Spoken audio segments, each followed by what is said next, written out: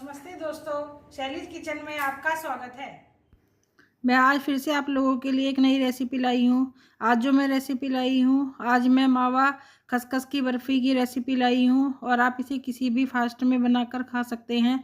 वैसे आज से नवरात्रि स्टार्ट हैं, तो आप इसे एक बार बना लीजिए और 9 दिन तक आप इसे एंजॉय कर सकते हैं। और जो खसखस मावा की बर्फ़ी है वो खाने में बहुत ही अच्छी लगती है। आज मैं बिल्कुल परफेक्ट मेजरमेंट के साथ आपको बताऊंगी कि आप इस बर्फ़ी को किस तरह जमा सकते हैं, ताकि कोई अगर बिगनर्स हैं तो वो भी इजीली इस बर्फ़ी को जमा कर तैयार कर सकते हैं। वैसे तो आप इसे किसी भी फास्ट में खा सकते हैं, लेकिन अभी नवरात्रे हैं तो आप इसे नवरात्रों में ज़रूर ट्राई करिएगा और मुझे बताइएगा कि आपको ये बर्फ़ी कैसी लगी।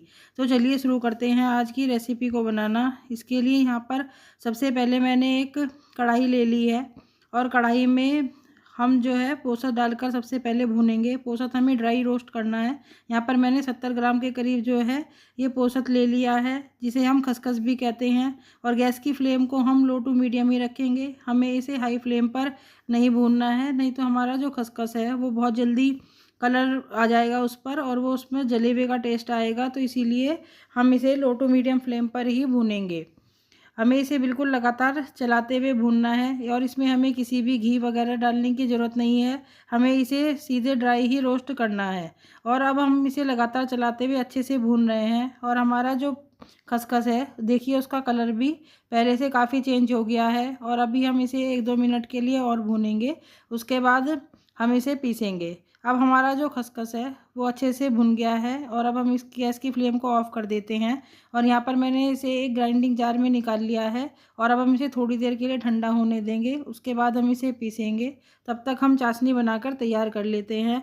चाशनी बनाने के लिए यहाँ पर मैंने एक पैन ले लिया है और अब हम पैन में 250 ग्राम जितनी चीनी है ये लेंगे और इसे डाल देंगे। चीनी की क्वांटिटी आप अपनी पसंद से थोड़ी सी कम कर सकते हैं, लेकिन मैंने यहाँ पर 250 ग्राम चीनी ली है। और अब हम जितनी चीनी लेंगे उससे आधा हम यहाँ पर पानी लेंगे, तभी हमारी जो चाशनी है वो बहुत ही जल्दी बनकर तैयार होगी। अगर हम यहाँ पर ज़्यादा पानी डाल देंगे तो हमारी चाशनी को बनने में बहुत ज़्यादा टाइम लगेगा। गैस की फ्लेम हम लो रखेंगे और सबसे पहले हम लो फ्लेम पर चीनी को लगातार चलाते हुए अच्छे से मेल्ट कर लेंगे। हमें यहाँ पर गैस की फ्लेम हाई नहीं रखनी है, लो फ्लेम पर ही हमें सबसे पहले चीनी को मेल्ट करना है।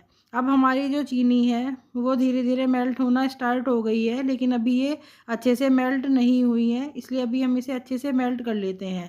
अब यहाँ पर हमारी चीनी अच्छे से मेल्ट हो गई है और अब हम इसे थोड़ी देर के लिए इसी तरह पकने देंगे। हमें जो बर्फ़ी जमाने के लिए चाशनी चाहिए वो थोड़ी हमें गाढ़ी चाहिए। हम जब भी किसी मावा की बर्फ़ी को जमा कर तैयार करते हैं तो उसके लिए हमें गाढ़ी चाशनी चाहिए। अब हम पहले एक बार चेक कर लेते हैं कि हमारी चाशनी बनी है या नहीं। यहाँ पर मैंने एक कटोरी में थोड़ा सा पानी ले लिया है और जब हम इसमें चाशनी की एक ड्रॉप डाल रहे हैं तो हमारी चाशनी पानी में जाते ही फैल जा रही है। इसका मतलब हमारी चाशनी अभी नहीं बनी है, अभी हमें इसे और पकाने की ज़रूरत है।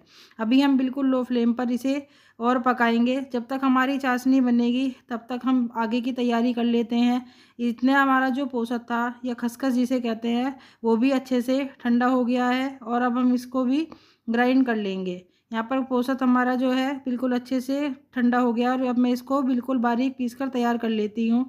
यहाँ पर हमारा जो खसखस है वो बिल्कुल अच्छे से पिस गया है और इसका बिल्कुल एक फाइन सा पाउडर बन गया है। और अब हम अपनी जो ट्रे है जिसमें हमें बर्फ़ी जमा कर रखनी है उसे भी घी लगाकर अच्छे से ग्रीस कर लेंगे। मैं तो यहाँ बर्फ़ी वाली ट्रे पर घी लगा रही हूँ। अगर आपके पास ये ना हो तो आप इसे किसी भी थाली या प्लेट में भी जमा कर तैयार कर सकते हैं। यहाँ पर मैंने अच्छे से घी लगा लिया है ताकि हमारी बर्फ़ी आसानी से निकल जाए। अब हमारी जो चाशनी है वो भी बिल्कुल बनकर तैयार हो गई है, लेकिन अभी हम इसे एक बार चेक कर लेते हैं कि हमारी चाशनी अच्छे से बनी है या नहीं। अब हमने कटोरी में जो पानी लिया हुआ था उसमें दोबारी बार एक ड्रॉप चाशनी की डालेंगे। तो जहाँ पर मैंने चाशनी की ड्रॉप डाली है तो आप देख रहे होंगे कि चाशनी हमारी बिल्कुल वहीं पर सेट हो गई है। इसका मतलब हमारी चाशनी जो है वो अच्छे से बन गई है। और अब हम इसमें खोया ऐड करेंगे। इससे पहले हम गैस की फ्लेम को ऑफ़ कर देंगे और अब हम खोए को पहले चाशनी में अच्छे से मिक्स कर लेंगे, तभी हम गैस की फ्लेम को ऑन करेंगे। क्योंकि अगर हम ऑन गैस में ही खोया मिलाएंगे तो हमारी जो बर्फ़ी है वो ज़्यादा थिक हो जाएगी। अब हमारा जो खोया है वो चाशनी में अच्छे से मिक्स हो गया है और गैस की फ्लेम को हम बिल्कुल लो ही रखेंगे और मावे और चाशनी को हम बिल्कुल लगातार चलाते हुए 3-4 मिनट के लिए अच्छे से पका लेंगे। 3-4 मिनट के बाद अब जो हमारी मावा और चाशनी है वो अच्छे से मिल गई है और अब हमने इसमें जो पोसत पीस कर रखा था उसे भी डाल देंगे और उसे भी हम एक बार बिल्कुल अच्छे से लगातार चलाते हुए मिक्स कर लेंगे ताकि जो पोसत है वो हमारे मावे और चाशनी में अच्छे से मिल जाए। ये जो बर्फ़ी है ये खाने में बहुत ही टेस्टी लगेगी और बिल्कुल आज जिस मेजरमेंट से मैं बना रही हूँ, अगर आप इस मेजरमेंट से बनाएंगे तो आपकी बर्फ़ी भी बहुत ही अच्छी बनकर तैयार होगी। मावा जो है यहाँ पर मैंने 160 ग्राम लिया था और हमने जो पोसत है वो 70 ग्राम लिया था और चीनी हमने 250 ग्राम ली थी। और अब हम इसको जो हमने पोसत डाला है इसे भी हम बिल्कुल अच्छे से मिलाते हुए लगातार चलाते हुए 3-4 मिनट के लिए अच्छे से कुक कर लेंगे, तभी हमारी बर्फ़ी अच्छे से जमेगी। अगर हम इसे ज़्यादा लूज़ छोड़ देंगे तो हमारी बर्फ़ी फिर अच्छे से जमकर तैयार नहीं होगी, इसलिए अभी हम इसे बिल्कुल लगातार चलाते हुए अच्छे से पका रहे हैं। और अब यहाँ पर जो हमारी बर्फ़ी का मिक्सचर है वो बिल्कुल अच्छे से थिक हो गया है और अब हम इसकी गैस की फ्लेम को ऑफ़ कर देंगे और इसे थोड़ी देर के लिए ठंडा होने देंगे। ठंडा होने के बाद जो हमारा बर्फ़ी का मिक्सचर था वो देखिए काफ़ी गाढ़ा हो गया है और अब हम इससे अगर बर्फ़ी जमाएंगे तो हमारी बर्फ़ी अच्छे से जम जाएगी। अब हम इसे जो हमने बर्फ़ी जमाने वाली ट्रे तैयार करी थी घी लगाकर उसमें पलट देंगे ताकि हमारी बर्फ़ी अच्छे से सेट हो जाए। यहाँ पर मैंने सारी जो हमारे बर्फ़ी का मिक्सचर था उसे बर्फ़ी वाली ट्रे पर पलट दिया है और अब हम इसे थोड़ा सा टैप कर देंगे ताकि हमारी बर्फ़ी बिल्कुल अच्छे से इधर उधर हो जाए और हमारी बर्फ़ी अच्छे से सेट हो जाए। अब हम इसे 1 से 2 घंटे के लिए इसी तरह रखा रहने देंगे। उसके बाद हम इसे चेक करेंगे। 1-2 घंटे के बाद हमारी जो बर्फ़ी है वो बिल्कुल अच्छे से जम गई है और ये हाथों पे भी नहीं चिपक रही है। और अब हम इसके पीसीज जो हैं वो कट कर लेते हैं। पीसीज आप अपनी पसंद से थोड़े से बड़े या थोड़े से छोटे किसी भी तरह के कट कर सकते हैं। कटने से ही आपको पता चल रहा होगा कि हमारी जो बर्फ़ी है वो कितनी अच्छी तरह से जमकर सेट हो गई है।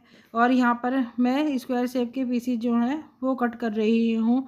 जिस तरह से बाज़ार में मिलते हैं उसी तरह के पीसीज मैं यहाँ पर कट कर रही हूँ। आप चाहें तो आप इसको बर्फ़ी को ऊपर से किसी ड्राई फ्रूट से या पिस्ता से गार्निश कर सकते हैं, जिससे हमारी बर्फ़ी जो है वो देखने में बहुत ही अच्छी लगेगी। लेकिन आज मैंने इसे बिल्कुल सिंपल बनाया है, मैंने इसे किसी भी चीज़ से गार्निश नहीं किया है। और अब हमारी जो बर्फ़ी है वो अच्छे से कट कर तैयार हो गई है और अब हम इसके पीसेस जो हैं ट्रे में से अलग कर लेंगे। यहाँ पर हमने नीचे घी लगा दिया था ट्रे पर अपनी, तो जो हमारी बर्फ़ी के पीसेस हैं वो ईज़िली निकल जाएंगे। अगर हम अपनी ट्रे को अच्छे से घी लगाकर ग्रीस नहीं करेंगे तो फिर हमारी बर्फ़ी उस पर अच्छे से नहीं निकल पाएगी, इसलिए हमें ट्रे को घी लगाकर अच्छे से ग्रीस करना है। अब यहाँ पर मैं जो हमारी बर्फ़ी के पीसेज हैं वो निकाल रही हूँ और ये देखिए कितनी अच्छी हमारी मावा खसखस की बर्फ़ी बनकर तैयार हुई है। और अब हम इसी तरह अपनी सारी जो बर्फ़ी के पीसेज हैं उन्हें पहले निकाल कर तैयार कर लेंगे। यहाँ पर मैंने सारे पीसेज जो हैं ट्रे पर से अलग कर लिए हैं और हमारी बर्फ़ी जो है वो खाने में भी बहुत ही अच्छी लगेगी। और अब हम इसे एक प्लेट पर अरेंज कर लेते हैं। हमारी जो ये बर्फ़ी है आप इसे कभी भी बनाकर खा सकते हैं। यहाँ पर मैं इसे एक प्लेट में अरेंज कर रही हूँ और हमारी जो बर्फ़ी है वो बहुत ही बिल्कुल सॉफ्ट बनकर तैयार हुई है, ये मुंह में रखते ही घुल जाएगी। यहाँ पर मैंने जो हमारी बर्फ़ी थी उसे एक प्लेट पर अच्छे से अरेंज कर लिया है और अब मैं आपको एक पीस तोड़कर दिखाऊंगी कि हमारी जो बर्फ़ी है वो कैसी बनकर तैयार हुई है। ये देखिए हमारी जो बर्फ़ी है वो कितनी सॉफ्ट बनकर तैयार हुई है और ये खाने में भी बहुत ही टेस्टी है। लीजिए तैयार है मावा खसखस की बर्फ़ी। आप मेरी रेसिपी को ज़रूर ट्राई करें और मुझे कमेंट करके बताइए कि आपको मेरी रेसिपी कैसी लगी। अगर आपको मेरी रेसिपी पसंद आई हो तो इस वीडियो को लाइक करें, ज़्यादा से ज़्यादा शेयर करें और मेरे चैनल पर नए हैं तो मेरे चैनल को सब्सक्राइब करना बिल्कुल भी ना भूलें। Thank you.